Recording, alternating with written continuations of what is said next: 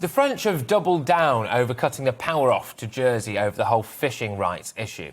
Just to recap on what that is, France is furious that the UK government has rejected all but 12 out of the 47 French applications for new licences for small EU boats to operate in the UK's territorial waters.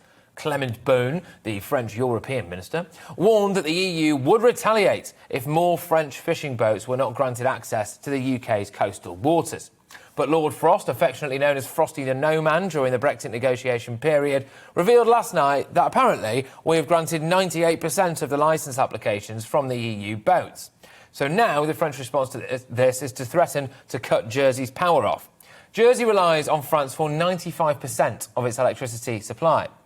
But I think, whether or not this is a hollow threat from the French government, what it could be construed as is a French threat to kill British citizens. Are the French now making threats to kill Brits? Just have a look at some of these stats. Jersey is actually quite a deprived country. Shocking figures show that 1 in 10 households were in severe material deprivation. 44% of single-parent families had difficulty coping financially. Based on the 2011 census, that is about 1,500 families. 25% of couples with at least one child had difficulty coping financially. Again, that was based on the 2011 census, and that is getting on for around 3,000 families. 23% of households with children have gone without new clothing for their child for the last year. A third of all households have difficulty saving at least £10 a month for emergencies. So, if the power goes off, what happens to those people? They're already just about clinging on. Will they all be able to put food on the table?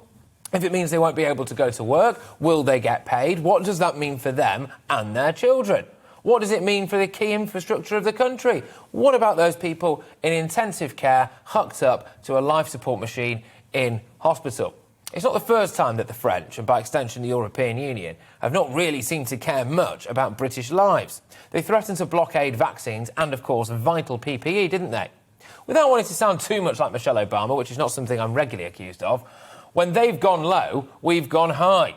But I think that it's a strong indication that we're well out of this group. If their first reaction to stuff like this tends to be a very strong, irrationally aggressive one, and then they get their much-desired EU army, controlled by some unelected bureaucrats, many of whom are much hated in their own nation, what happens if they react like this to Putin and he takes the bait? I don't want that.